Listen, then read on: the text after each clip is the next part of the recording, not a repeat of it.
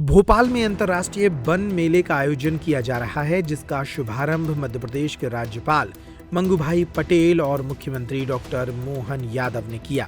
इस मौके पर राज्य मंत्री दिलीप अहिरवार और विधायक भगवान दास सबनानी के साथ तमाम वन विभाग के अधिकारी और कर्मचारी मौजूद रहे। इस दौरान सीएम डॉक्टर मोहन यादव ने अंतर्राष्ट्रीय वन मेले की शुभकामनाएं दी और मध्य प्रदेश में चलाई जा रही योजनाओं का बखान किया। उन्होंने कहा कि आयुर्वेदिक काढ़े से कोरोना के दौरान भी लोगों को मदद मिली है।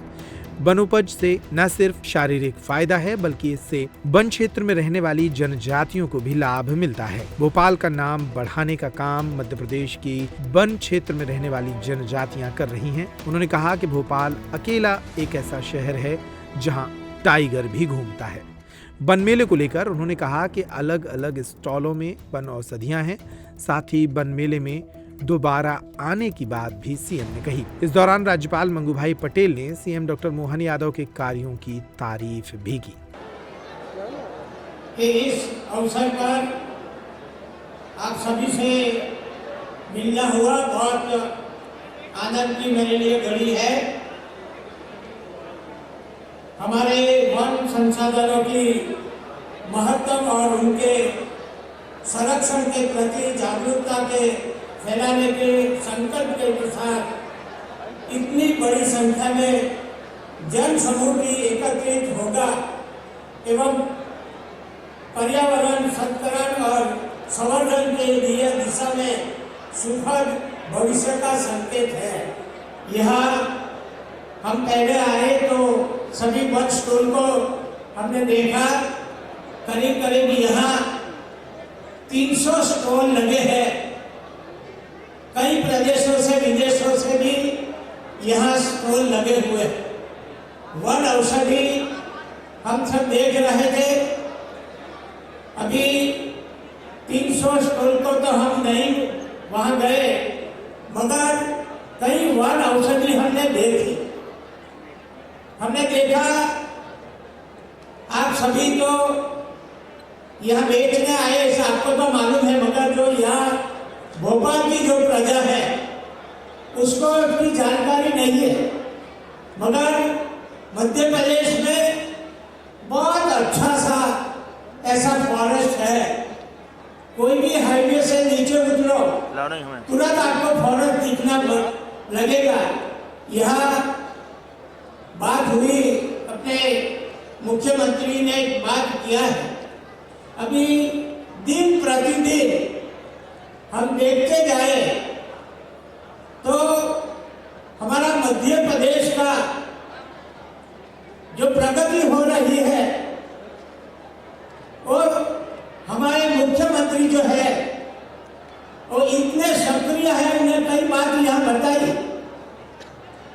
अभी अभी वो यशस्वी मुख्यमंत्री की मैं व्याख्या पूरी तरह से उनकी भाषण में से कई बात आई। अभी बीच में गए थे इंग्लैंड और जर्मनी, 71,000 करोड़ का इन्वेस्टमेंट लेके आए हैं।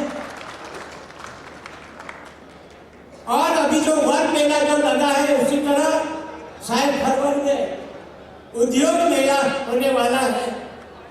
हमारे बीच में राज्य कक्षा के मंत्री भी आयुक्त है। यहाँ के भोपाल के विधायक श्री सबनानी जी, सभी अधिकारीगण उपस्थित, सभी दूर दूर से आए हुए अपनी अपनी उत्पाद लेके यहाँ जो आए हैं उसको मैं बहुत बहुत बधाई देता हूँ। हमारे आज इतना प्रचार वन मेले के शुभारंभ के अवसर पर मेरी अपनी ओर से फॉरेस्ट डिपार्टमेंट को बधाई। हमारे महामहिम राज्यपाल जी ने जो शुभारंभ किया है, ये धीरे धीरे 2001 से चलने वाला मेला एक अपनी एक नई पहचान देश और दुनिया में बनाने में सफल हुआ है। खास करके वन सामग्री के माध्यम से हमारे लघु वन उपज संघ और बाकी मित्रों के साथ मिलकर के 300 से ज़्यादा स्टॉलों पर ये जो मेले का आयोजन हुआ है, इसके साथ में जंगल की जड़ी बूटी, वनौषधि, आयुर्वेद की दवाइयाँ, और हमारी वन संपदा को जानने समझने के लिए एक अच्छा मौका भी है।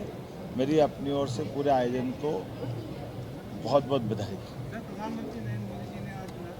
वन इलेक्शन ये भारतीय जनता पार्टी के माध्यम से यशस्वी प्रधानमंत्री ने एक पूरे दुनिया को एक नई देन दी है।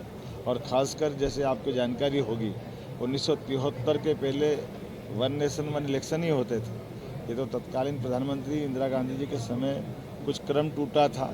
आप याद करना कि 11 करोड़ में हमारे पहले लोकसभा के चुनाव सभी विधानसभा सहित हुए थे, लेकिन बाद के क्रम में आज की स्थिति में 30,000 करोड़ का खर्चा लग रहा है और फिर भी पूरे साल चुनाव चलते रहते हैं।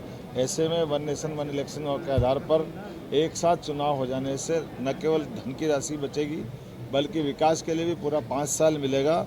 ये अच्छा प्रस्ताव है और अभी तो ये इसकी अगले चरण की कई सारी शुरुआत हुई है। माननीय प्रधानमंत्री जी ने आज जिस ढंग से अपनी बात कैबिनेट के बाद इस प्रस्ताव को संसद तक पहुंचाया है, उम्मीद करेंगे जल्दी से जल्दी पास होकर के आने वाले लोकसभा विधानसभा चुनाव में ये अपने देश में लागू हो जाएगी। प्रसन्नता है यशस्वी प्रधानमंत्री के द्वारा मध्य प्रदेश और राजस्थान को लेकर के ये भारत का नहीं दुनिया का हमारे लिए नदी जोड़ो अभियान की पहली शुरुआत हुई, जिसमें मध्य प्रदेश के 11 ज़िले और राजस्थान के 21 ज़िले दोनों ज़िलों को मिलाकर के लगभग 6.5 लाख हेक्टेयर ज़मीन का तो हमारा सिंचित रकबा बढ़ेगा और पीने के पानी की व्यवस्था 11 ज़िलों के अंदर कई सारे गांवों के अंदर ही बड़ी सौगात मिलेगी। इसके माध्यम से मुरैना, श्योपुर, शिवपुरी, गुना, राजगढ़, उधर शाजापुर, देवास, इंदौर, उज्जैन, आगर इत्यादि ज़िलों में इसका बड़ा लाभ मिलेगा। ऐसे 21 ज़िले राजस्थान के कुल मिलाकर के अगले चरण में फिर केन बेतवा नदी जोड़ों में माननीय प्रधानमंत्री हमारे बीच आने वाले हैं, जिसके आधार पर हमारे बुंदेलखंड के लगभग 11 ज़िलों के अंदर दोबारा एक नई रोशनी आएगी और पूरा क्षेत्र पानी से सरसब्ज होगा और उसका लाभ मिलेगा। अच्छी बातों से आपत्ति होती है, कांग्रेस को ये बातें कहाँ सुहाई है। कांग्रेस के कष्ट ये कि कांग्रेस कभी अच्छी बातों में ध्यान नहीं देती। आप धारा 370 की परेशानी से लगा करके उन सभी सैनिक, पुलिस वाले या आम जन से पूछो जो 40,000 से ज़्यादा हत्याएं अकेले जम्मू कश्मीर में हुई, इसकी कीमत किसने चुकाई? डॉक्टर श्यामा प्रसाद मुखर्जी हमारे एकमात्र ऐसे नेता थे जिन्होंने नेहरू जी के मंत्रिमंडल को मंत्री पद को लात मार कर कहा था कि ये बहुत गलत राह पकड़ी है आज़ादी के बाद, इससे बचना चाहिए था। लेकिन दुर्भाग्य के साथ कहना पड़ा, लंबा देश ने इसका दर्द सहा है और अब यशस्वी प्रधानमंत्री के नेतृत्व में न केवल जम्मू कश्मीर, अभी आप देखो ये चुनाव हुआ, अन्यथा चुनाव में कोई 60% 70% वोट डल जाए, 3% वोट, 2% वोट, 1% वोट के आधार पर चुनाव जीतते थे जम्मू कश्मीर के अंदर। जब आम आदमी चुनाव में वोट ही नहीं डाल पाए तो लोकतंत्र का मजाक होता था।